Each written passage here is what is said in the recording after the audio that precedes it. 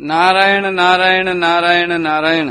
श्रीमद्भागवत प्रथमः स्कंध अथ सप्तदशोऽध्यायः 17वां अध्याय। महाराज परीक्षित द्वारा कलयुग का दमन। सूत जी कहते हैं, शौनक जी, वहां पहुंचकर राजा परीक्षित ने देखा कि एक राजवेशधारी शूद्र हाथ में डंडा लिए हुए है और गाय बैल के एक जोड़े को इस तरह पीटता जा रहा है जैसे उनका कोई स्वामी ही न हो। वह कमल तंतु के समान श्वेत रंग का बैल एक पैर से खड़ा कांप रहा था तथा शूद्र की ताड़ना से पीड़ित और भयभीत होकर मूत्र त्याग कर रहा था। धर्मोपयोगी दूध, घी आदि भविष्य पदार्थों को देने वाली वह गाय भी बार बार शूद्र के पैरों की ठोकरें खाकर अत्यंत दीन हो रही थी। एक तो वह स्वयं ही दुबली पतली थी, दूसरे उसका बछड़ा भी उसके पास नहीं था। उसे भूख लगी हुई थी और उसकी आंखों से आंसू बहते जा रहे थे। स्वर्ण जटित रथ पर चढ़े हुए राजा परीक्षित ने अपना धनुष चढ़ाकर मेघ के समान गंभीर वाणी से उसको ललकारा। अरे तू कौन है जो बलवान होकर भी मेरे राज्य के इन दुर्बल प्राणियों को बलपूर्वक मार रहा है? तूने नट की भांति वेश तो राजा का सा बना रखा है, परंतु कर्म से तू शूद्र जान पड़ता है। हमारे दादा अर्जुन के साथ भगवान श्री कृष्ण के परम धाम पधार जाने पर इस प्रकार निर्जन स्थान में निरपराधों पर प्रहार करने वाला तू अपराधी है, अतः वध के योग्य है। उन्होंने धर्म से पूछा, कमल नाल के समान आपका श्वेत वर्ण है, 3 पैर न होने पर भी आप एक ही पैर से चलते फिरते हैं। यह देखकर मुझे बड़ा कष्ट हो रहा है। बतलाइए, आप क्या बैल के रूप में कोई देवता हैं? अभी यह भूमंडल कुरुवंशी नरपतियों के बाहुबल से सुरक्षित है। इसमें आपके सिवा और किसी भी प्राणी की आंखों से शोक के आंसू बहते मैंने नहीं देखे। धेनु पुत्र, अब आप शोक न करें, इस शूद्र से निर्भय हो जाएं। गो माता, मैं दुष्टों को दंड देने वाला हूँ, अब आप रोए नहीं, आपका कल्याण हो। देवी, जिस राजा के राज्य में दुष्टों के उपद्रव से सारी प्रजा त्रस्त रहती है, उस मत वाले राजा की कीर्ति, आयु, ऐश्वर्य और परलोक नष्ट हो जाते हैं। राजाओं का परम धर्म यही है कि वे दुखियों का दुख दूर करें। यह महादुष्ट और प्राणियों को पीड़ित करने वाला है, अतः मैं अभी इसे मार डालूंगा। सुरभि नंदन, आप तो 4 पैर वाले जीव हैं, आपके 3 पैर किसने काट डाले? श्री कृष्ण के अनुयायी राजाओं के राज्य में कभी कोई भी आपकी तरह दुखी न हो। वृषभ, आपका कल्याण हो। बताइए, आप जैसे निरपराध साधुओं का अंग भंग करके किस दुष्ट ने पांडवों की कीर्ति में कलंक लगाया है? जो किसी निरपराध प्राणी को सताता है, उसे चाहे वह कहीं भी रहे, मेरा भय अवश्य होगा। दुष्टों का दमन करने से साधुओं का कल्याण ही होता है। जो उद्दंड व्यक्ति निरपराध प्राणियों को दुख देता है, वह चाहे साक्षात देवता ही क्यों न हो। मैं उसकी बाजूबंद से विभूषित भुजा को काट डालूंगा। बिना आपत्ति काल के मर्यादा का उल्लंघन करने वालों को शास्त्रानुसार दंड देते हुए अपने धर्म में स्थित लोगों का पालन करना राजाओं का परम धर्म है।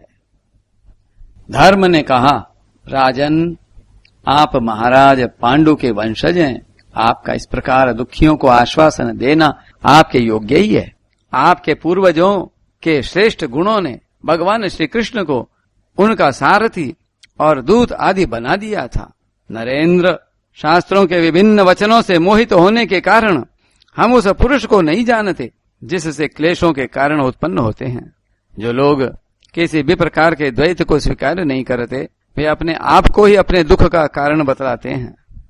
कोई प्रारब्ध को कारण बतलाते हैं तो कोई कर्म को, कुछ लोग स्वभाव को, तो कुछ लोग ईश्वर को दुख का कारण मानते हैं। किन्हीं किन्हीं का ऐसा भी निश्चय है कि दुख का कारण न तो तर्क के द्वारा जाना जा सकता है और न वाणी के द्वारा बतलाया जा सकता है। राजर्षि, अब इनमें कौन सा मत ठीक है, यह आप अपनी बुद्धि से ही विचार लीजिए। सूत जी कहते हैं, ऋषि श्रेष्ठ शौनक जी, धर्म का यह प्रवचन सुनकर सम्राट परीक्षित बहुत प्रसन्न हुए। उनका खेद मिट गया। उन्होंने शांत चित्त होकर उनसे कहा। परीक्षित ने कहा, धर्म का तत्व जानने वाले वृषभदेव, आप धर्म का उपदेश कर रहे हैं।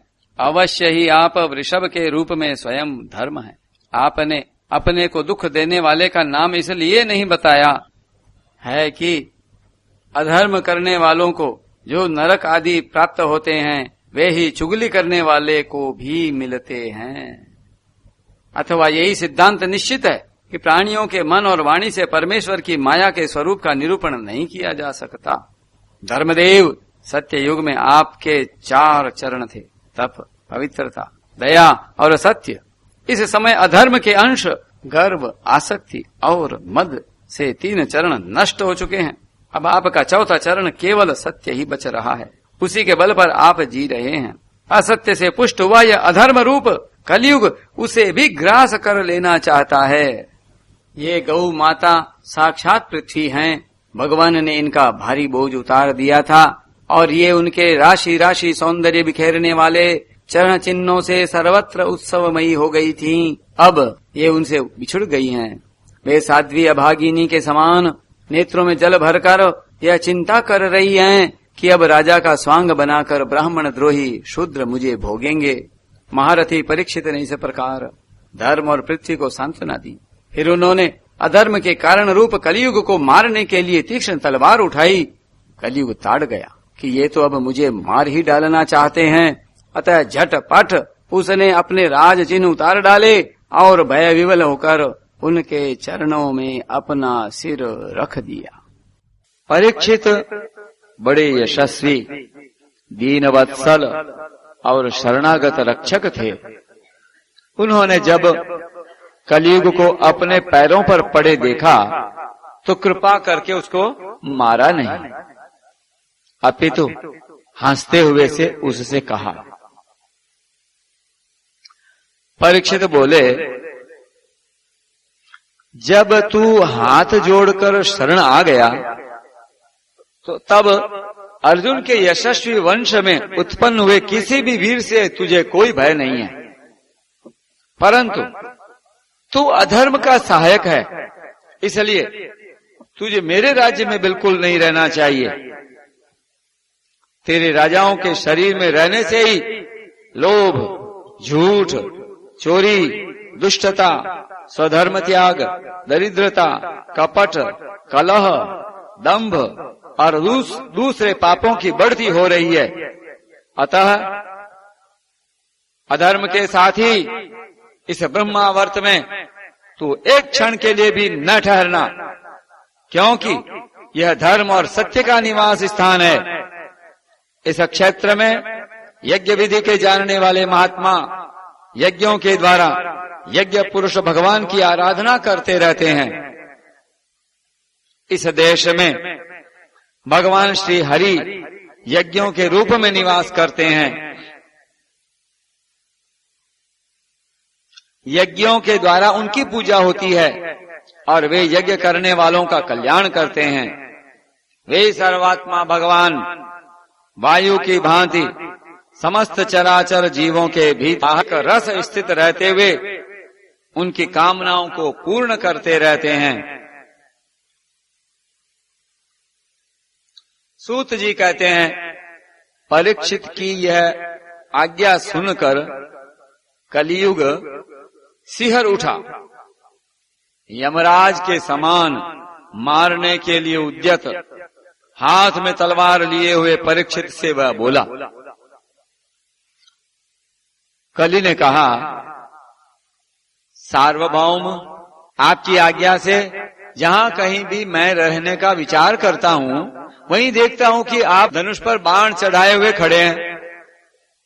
धार्मिक शिरोमणे, आप मुझे वह स्थान बतलाइए जहां मैं आपकी आज्ञा का पालन करता हुआ स्थिर होकर रह सकूं।